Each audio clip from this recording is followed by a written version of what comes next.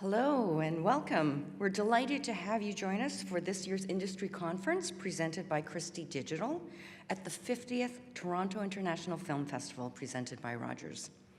I'm Jane Kim, producer of industry programs at TIFF, and it's my pleasure to introduce our next Visionaries with Edward Berger. I'd like to begin by thanking our supporters. Our programming is made possible with the support of our presenting sponsors, Roger, our major sponsors, RBC and Visa, our major industry supporters, Ontario Creates and Telefilm Canada, and The Hollywood Reporter, our media partner of the Visionaries program. And now, from the harrowing intensity of All Quiet on the Western Front to the gripping atmospheric Conclave, Edward Berger has the gift for blending meticulous craft with deep human insight. We're thrilled to have Edward here today to talk about his latest film, Ballad of a Small Player, starring Colin Farrell and Tilda Swinton. It makes its Canadian premiere Tuesday night at the Visa Screening Room at the Princess of Wales Theatre. Guiding us through this conversation is Scott Roxborough, Europe's bureau chief at the Hollywood Reporter. Now please join me in giving a warm welcome to Edward Berger and Scott.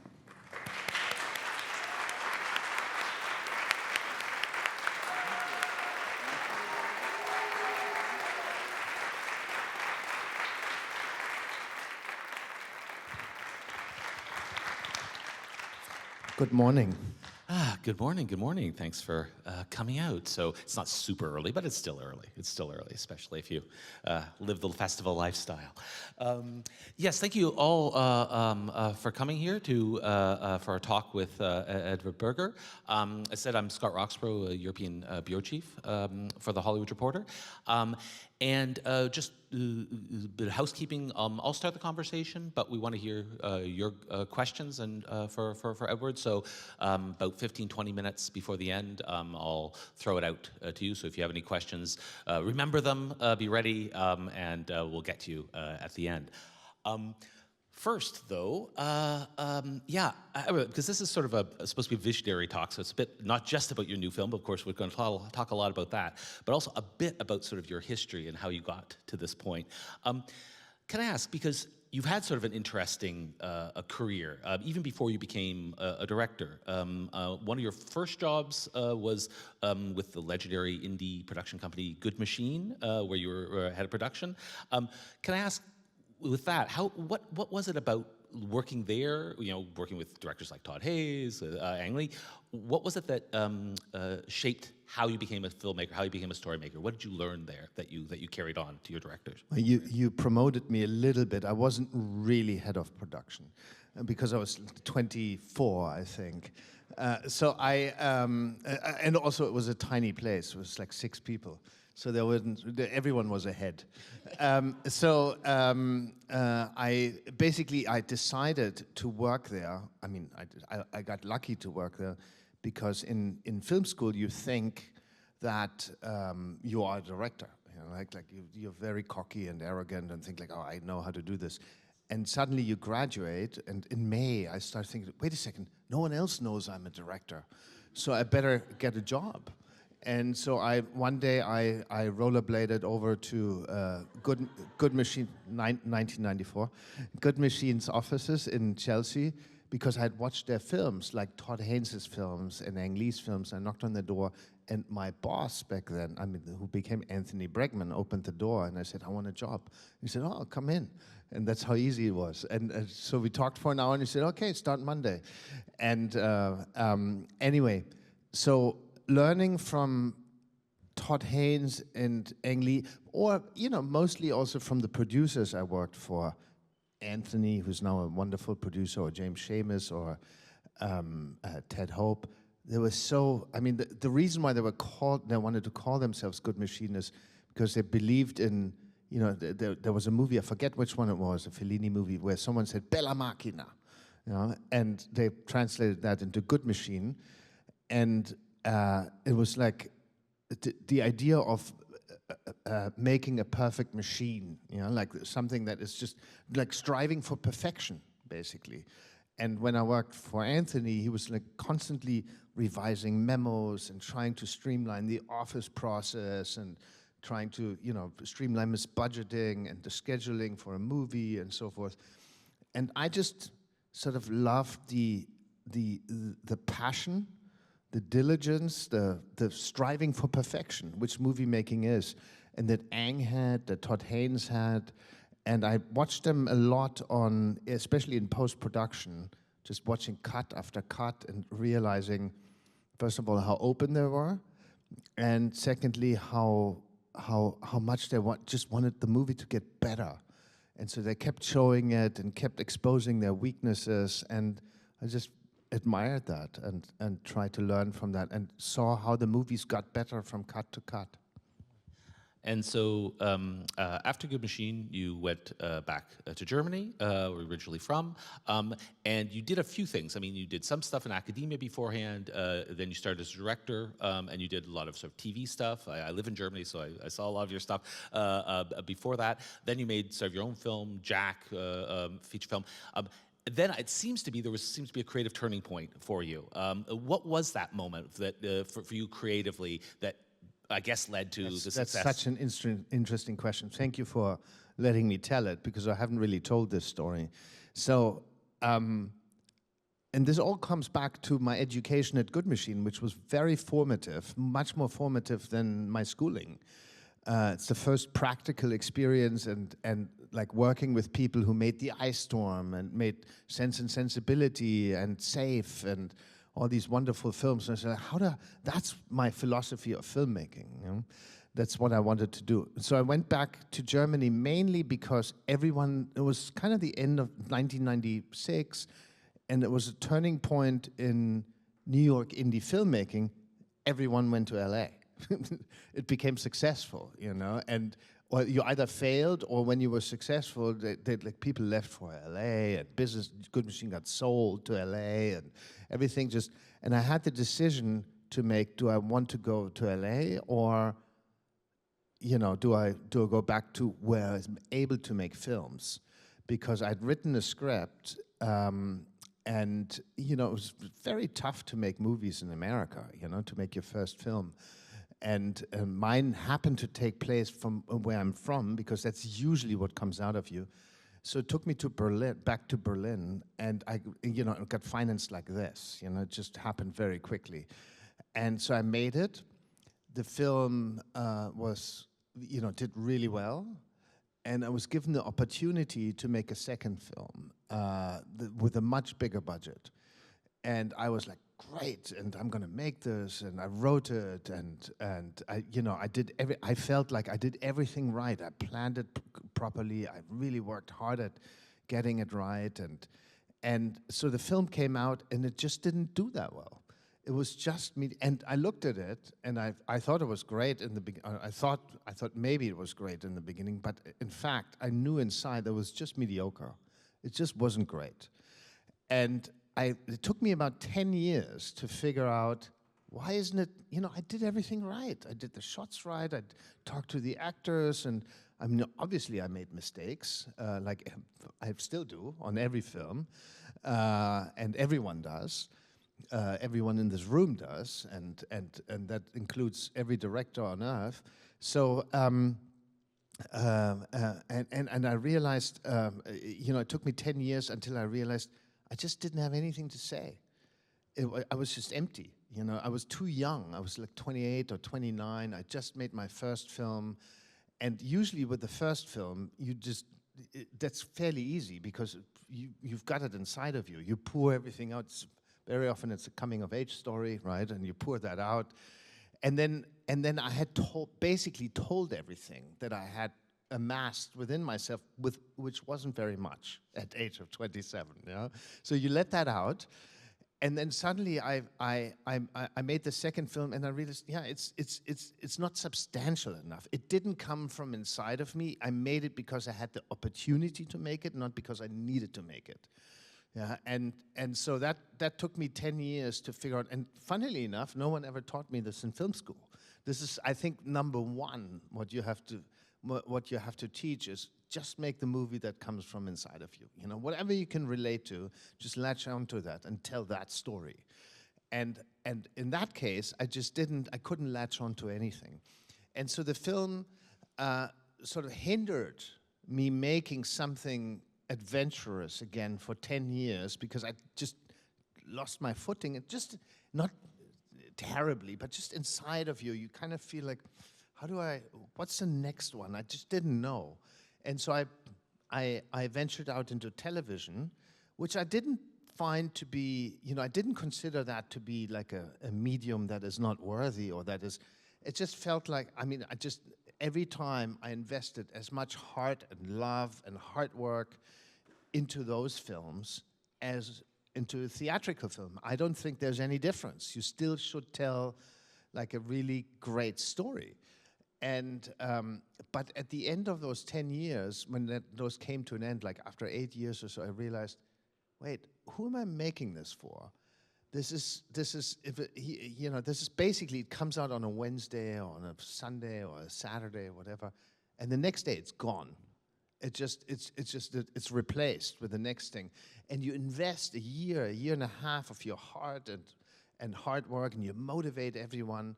And if you invest that much, and then you realize, wait, it's there for one night? And this is linear television. So we didn't have the streamers yet, so it just disappears. And I thought it's not worth it. It's not. I was longing for the shelf life that these other movies have. That festivals, the exposure, the whole chain, DVD. Television and then streaming eventually, and so I basically reset everything, asked all my friends, wrote a script that. Oh, this is another short, very good story, I think. I was playing soccer in the garden with my son, and I was in this crisis of, okay, how do I what's the next movie? What's the one that comes from inside of me? And I was playing soccer in the garden with my son one Sunday afternoon, and the sun was sort of setting on the horizon, and this little kid walked by with a backpack, school bag on his back, and he waved across the fence to my son and said, "Hey, Frederick," and my son waved back, said, "Hey, Jack."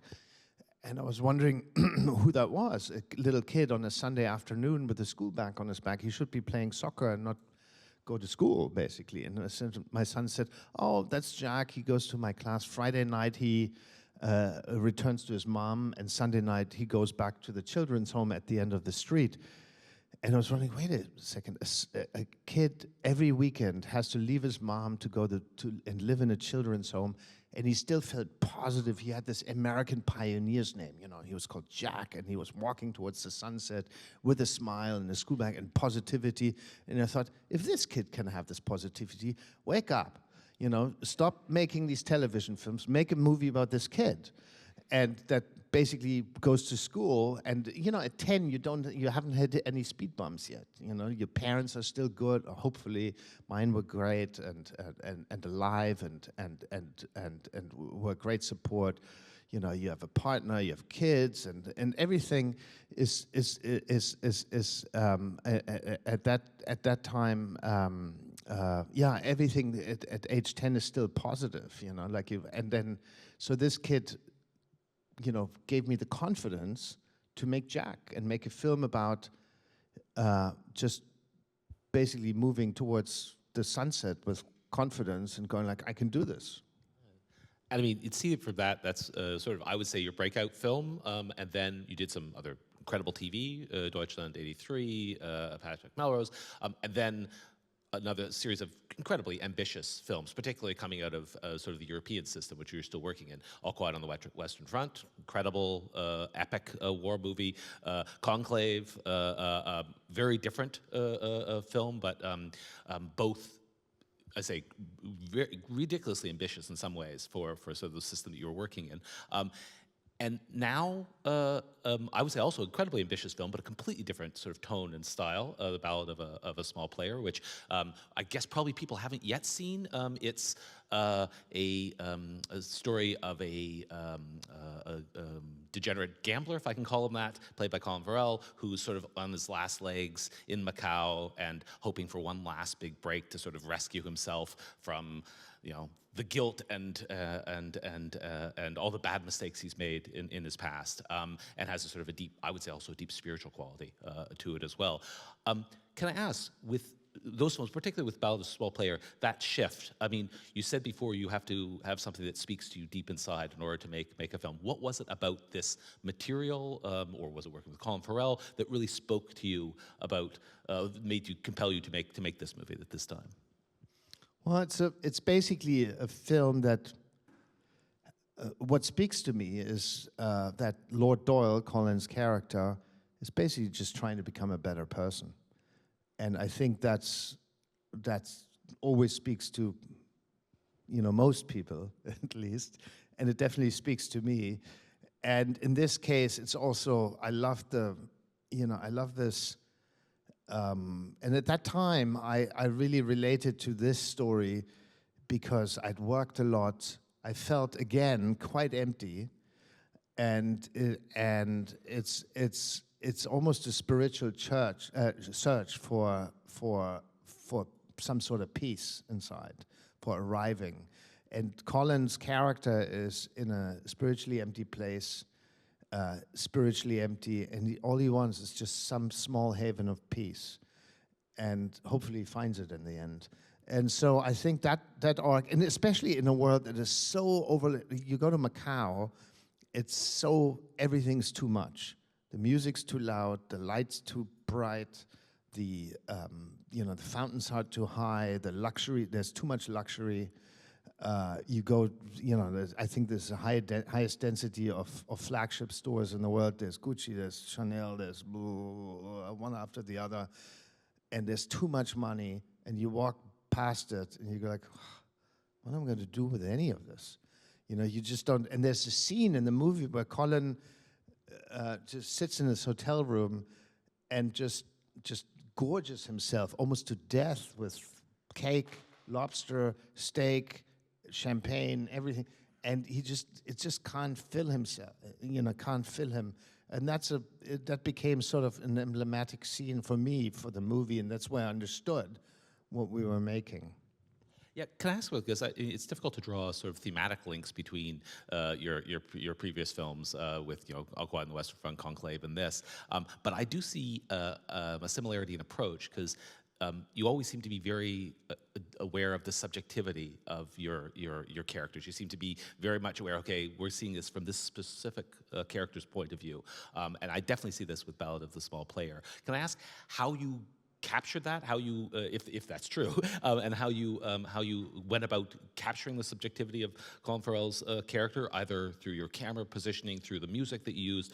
Could you just talk about that? How did you get this subjective point of view for this film?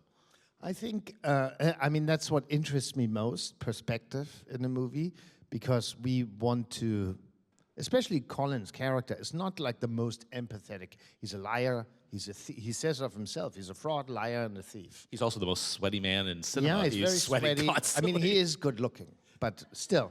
But so there's a distance theoretically, but I want people to go along for the ride with him. I want to go along on the ride with him. And I learned this in Jack, actually.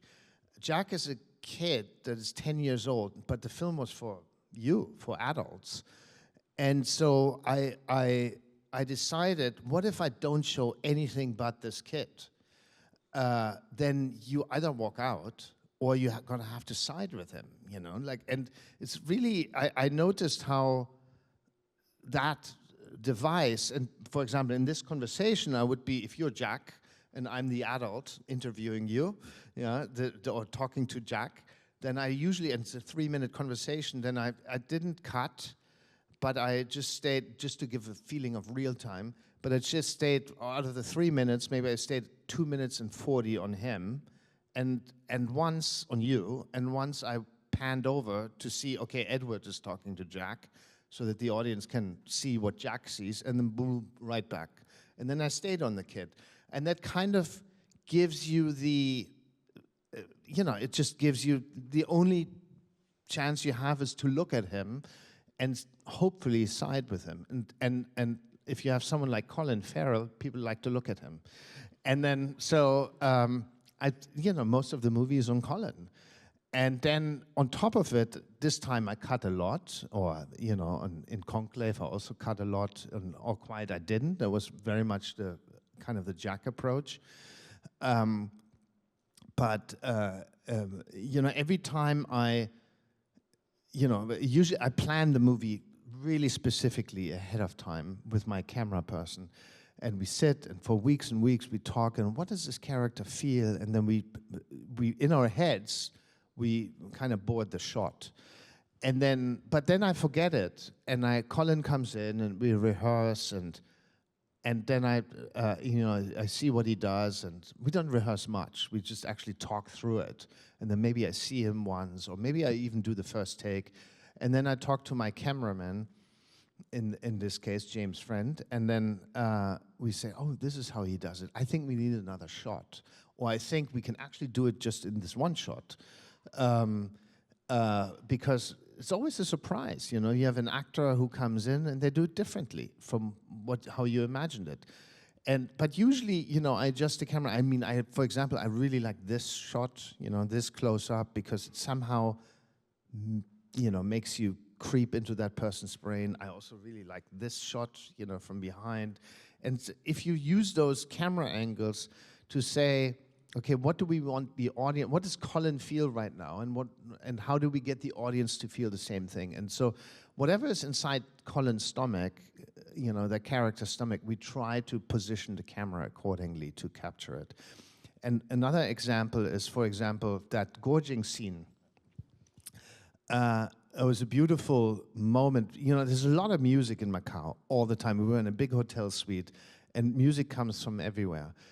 And so while I was shooting the scene, I constantly heard this music, and I was rolling my eyes and thinking, like, can't Macau for once be silent and let me film the scene? And until I realized Colin is listening to music, and I'm hearing it through my headphones, what comes through his mic.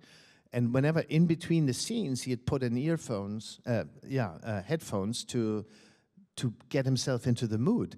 And the interesting thing is, it was the perfect soundtrack. It was just ideal. And so I went up to him and said, what is this? And he gave me this Bach organ piece, and I put it in the film.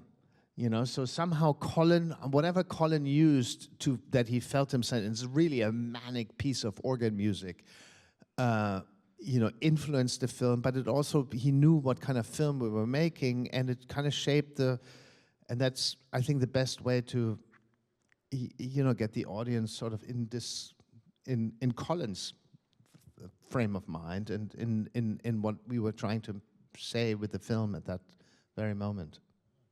And you mentioned the gorging scene, which is one of the most intense scenes. Must have been also incredibly difficult to film. I mean, was that the most difficult film? I always imagine that you're doing take after take after take, and he's stuffing yet another lobster down his throat and gobbling up more and more food, whatever. Was that the most challenging shot to stage, or what was the most difficult? That was actually quite methodical. I remember, I think we started with usually you start with the wide shots, right? In this case, we started with the close-ups because it was obviously difficult to play, and the more you eat, the less pleasant it gets for Colin. And so we did only one take per setup, but we probably had 10 or 15 setups, so he ate, let's say, 15 times, which is quite a bit. Because I knew I'm not gonna do like 20 takes of this, and then he won't be able to sustain it. And we just talked it through. The operator was there and said, Colin, what are you going to do? And Colin was like, I don't quite know. I think I'm going to eat the steak, and then I'm going to go for the cake, and maybe then I'll have some these are the movements. And then the operator was there, and he just followed him. And so that was quite organic. And just Colin is also such a pleasant person to be around, and such a helpful person for the crew, that you know, he made everything quite, you know, he shows up on set, and the entire, you literally feel it. Actually, he doesn't show up, he's always on set, you know, he doesn't disappear or something. But as soon as he starts, you literally feel the entire crew kind of not snapping to attention out of respect or fear or something, but snapping to attention to do their best work. Because they watch him and they go, God, this guy's good. You know, he's inspiring. You know, they watch him and go like, he inspires me to do my best work. You know, and because, and it's just, you know, it's like a wave of inspiration goes out from him because he's so generous and great, and so everyone wants to be good, you know. You don't want to be subpar. So the most difficult scene, that was a difficult scene, but also, you know, shooting in the casinos, but that's all logistics, you know. Basically, money rules the world, and if there's, you know, these high rollers, these high-stake gamblers, they call from their jet an hour before and say, I'm landing, can I have the suite? And if we're in that suite, you know, we get kicked out, you know, because they're going to spend $50 million or $5 million, I don't know, you know, that's like, and you can't rent those suites, you know, they're given away to these people. They're always empty to wait for you know, whoever has enough money to lose in these places. I have to ask though, how'd you keep him so sweaty? He is literally sweating. Oh, I love putting hand on this. You know, I asked our makeup designer Heike always to give me a bottle of water, and before every take, I literally went like, I love it. Oh, because he's just oozing. He's just oozing the whole time. But it's also very hot and humid, so it didn't actually need that much help. But it wasn't enough for me. I kept going like. No, I've never seen a man sweat so much in cinema. Can I ask? You've had incredible success with your films, particularly in recent years, and because of that, you've come into these conversations about getting on board big franchises. I remember before this upstart Denis Villeneuve got the Bond job, people were talking about you as... Who? Yeah, I know, I'm sure some people here in the audience have heard of him. You were in talks, or at least people were talking about you maybe doing the Bond film. You're, as I understand, you turned down doing Ocean's 11 or an Ocean's 11 franchise at one point, a film, and you're working now on a potential Bourne film. What appeals to you about that idea of getting into a franchise? I mean, you've done book adaptations, a lot of book adaptations, but you've never done sort of this big sort of Hollywood-style franchise. Does anything scare you about that? And what appeals to you, the idea of doing that kind of movie? Well, it really depends. As long as I feel I can tell something new, and I can add something to the story. I was always I'm a lifelong Bond fan. I love it. Unfortunately, Denis is also. But that's fine, you know. You know, if you wanna not do a Bond film, you wanna give it to Denis. It's probably the only filmmaker I go like, okay, that's great. Yeah. So it's in great hands. With the others, it was just conversations, you know, and then wonderful people like you start writing about it, but it's actually not actual, you know, it's just conversations just to see, is there something new to tell? In the case of Oceans, it was, you know, I was actually in Macau, and you get a call from Brad Pitt, and of course you answer the phone. And he says, listen, I have this, you know, we want to, you know, they talk like this, George and I, want to make another Oceans, you know, and I'm from a small place in Germany.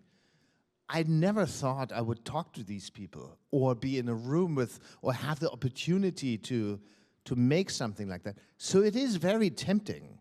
It is, Brad Pitt calls you, says, I want to make a film with George and Julia and Matt, and you go, oh wow, that sounds great. On top of it, the Macau film was hard. You know, you don't have, you know, it's a personal story. You don't have an Ocean's budget. You're gonna have to make it work, and you know, you're gonna have to work your crew very hard.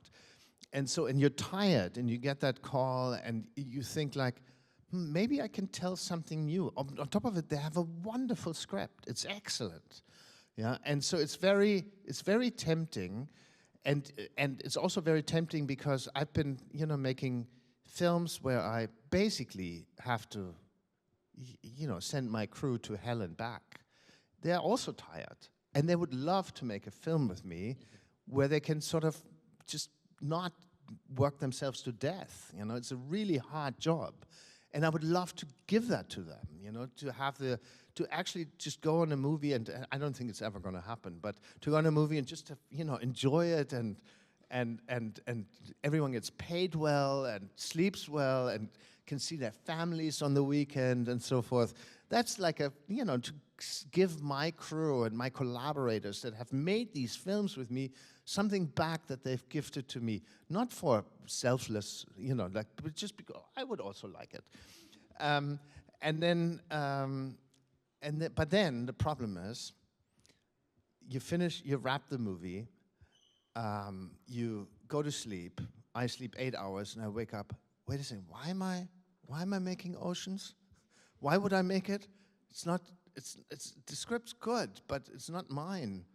It's Steven Soderbergh's, and I admire those films so much, and so I didn't know what would be new in that case, what I would tell, and immediately you go back, well, I have this great script that's going to require a lot of hard work from me and my crew, that's not going to get the Ocean's budget, that again is another Ballad, like a hard movie to make, but it's, I made that mistake. That's actually, to go back to, my second movie that just turned out mediocre.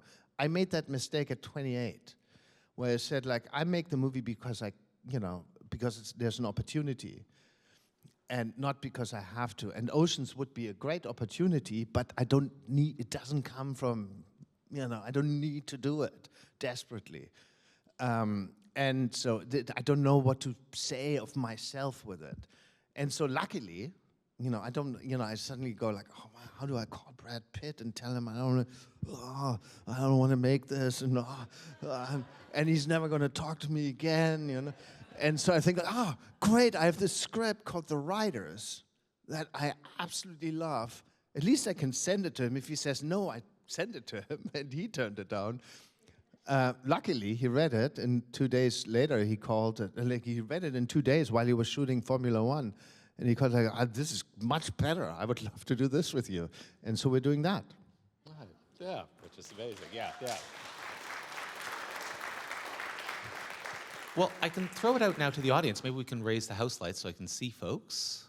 Perfect. All right. Yeah. So just if you have a question, just raise a hand over here first. Yeah, and just stand up and maybe speak loudly because we don't have mics. Just speak clearly if you can. Hello.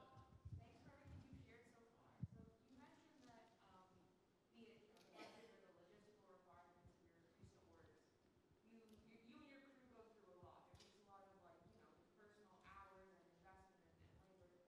I'm curious from like a leadership or management perspective, what do you think it is about, I guess, your leadership style that makes it so that your crew, wants to That they come back after this hard work. Yeah. I'll just repeat this in people didn't hear. The question was about his leadership style on the set, getting his crew to go through hell and back to make his films. Well, I'd hate. I mean, I guess it is, but I don't use the word leadership. I think it's just a collaboration. I think you have great collaborators. Your costume designer, your production designer, Colin is the best example. Colin says, "Hey, I'm just like a highly overpaid crew member," yeah. And but really, I think what he thinks, and I think a little bit the same. I'm not as highly overpaid as he is, but I'm still a crew member. And I'm a collaborator, or I have wonderful collaborators, and I just basically, I love to listen. And I know that my costume designer, my camera person, very often have better ideas than and I get the credit anyway. You know, so why don't you just, well, I share the credit obviously with them, but you know, it benefits the movie.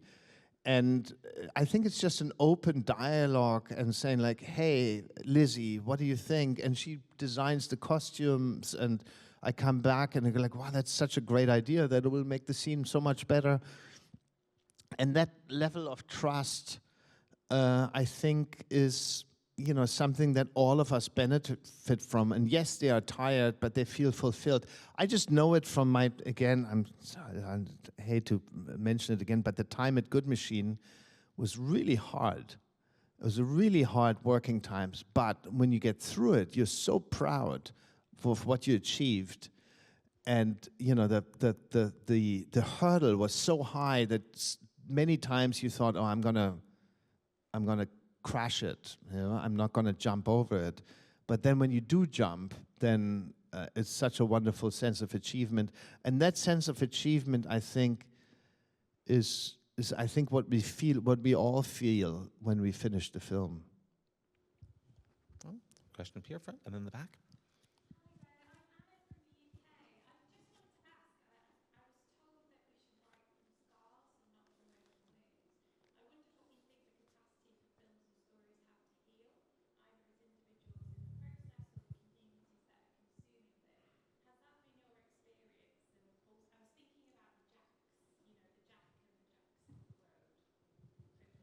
So the question people didn't hear is about what he thinks about the ability of films to heal, maybe even the creators, but also the audiences that that experience them. Is it that films can heal? Is that the, yeah?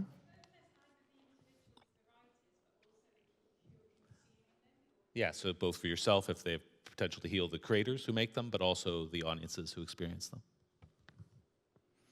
Yeah, that's a good, I mean, you want to, I think with, I mean, what you want to walk out with, I do, not everyone does, but I want to walk out of a film and feel healed, or feel I've made a, you know, I've made a step towards something, and I think the stories I'm drawn to somehow have that in them. So probably because I need to heal a little bit. Yeah, and we all need to, you know, we all have our trauma. You know, none of us are perfect. We all have our mistakes and traumas, and we want to get better, and we want to get over them. And so, you know, like I don't, you know, I made a series called Patrick Melrose where the guy, basically I asked the writer, the novelist who wrote them, in my first meeting, and I admired him for 20 years. So that was a wonderful meeting, and I you know, I finally sit down with him, and I said, "What do you want the audience to feel when they come out of this series? You know, which is your life. You know, it was an autobiography." And he said, like, "I think I want them to feel a sense of liberation from my, you know, almost from the chains of my past, you know, that he had." And so I think that's, you know, like somehow telling an arc that makes you feel slightly, yeah, better, you know, about yourself, about life, about your community, and because it's hard enough as it is out there, you know. So I think in a movie, and these steps, by the way, are never big. They're small things. I like small endings. You know, but you kind of feel that something is almost inside has loosened up, and you can now face the world in a different way. It's a way Rafe in Conclave has that a little bit, you know, like it's just on his face. If you see Ballad, it's also just a little bit that he says, oh, maybe I can step towards normalcy out of the mania of my life that I've experienced so far. You know, go into a more normal life. So I think, you know, like a small arc of change is always good. All right, and I think jump back there first and go over here. Hi.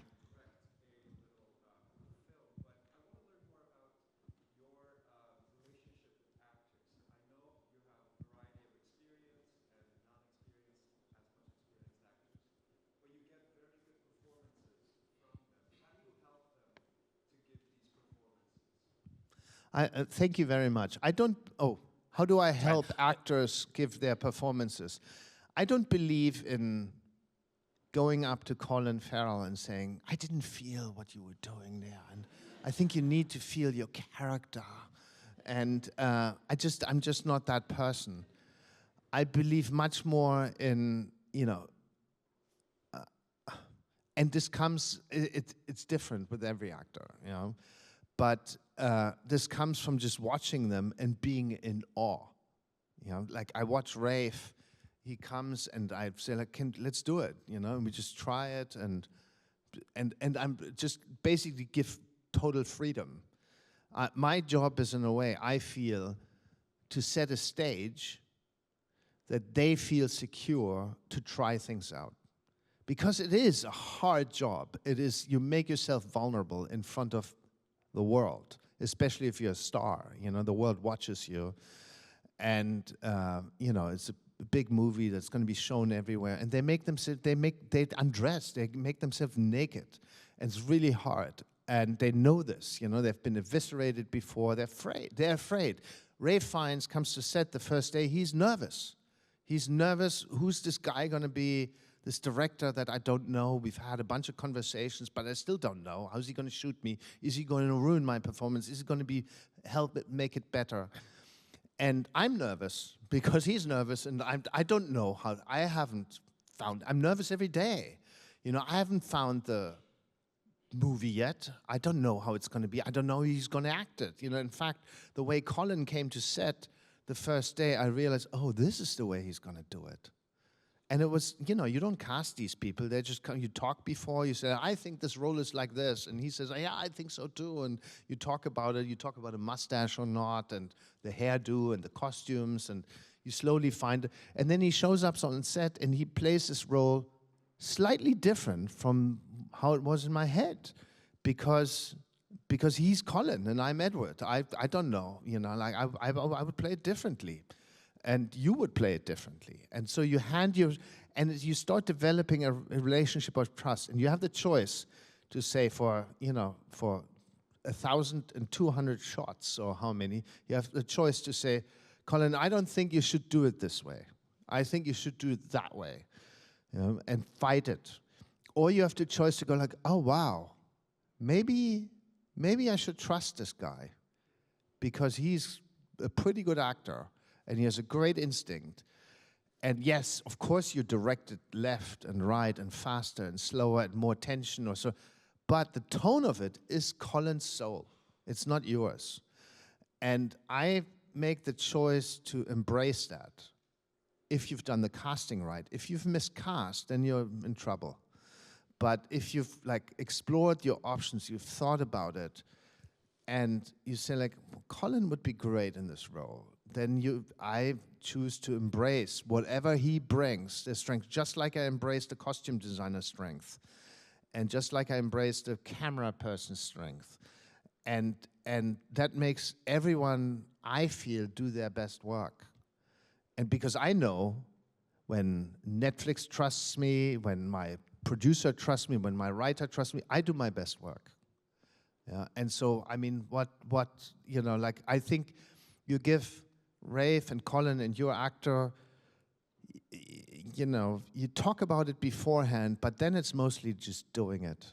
Just do it, and I think a lot of the time, when the actor feels they're on a stage and they have time, they're not rushed, I protect them from, the overtime producer in my ear going like, hey, we gotta wrap, the crew is tired, and they feel that, but you don't try to rush it, you just try to make sure, and also I think camera, if an actor feels this director doesn't know where to put the camera, it's always in the wrong place. I perform the hell out of the scene and he's shooting the extras, then I think they start mistrusting you. Then there's tension. But if they feel, oh wow, he's seeing me, I'm seen, then or she's seeing me, then it becomes a a dance, you know, and they enjoy coming, and they know, oh, I can open up because he's actually shooting it. Then it's just, and they feel safe around the crew. They know, oh, this person's working with great crew members. You know, she has great costumes. The set design, I walk into the set design, it's all character driven. I learn something through, you know, the set dressing and then they just, you know, they just feel at home. So trust and openness. It's all about trust, yeah. All about trust. Unfortunately, I'm got the producer by ear for timing here. We're going to have to close down now because we're out of time. But please, a big round of applause for Edward Berger. Thank you so much. Thank you for coming. Thank you.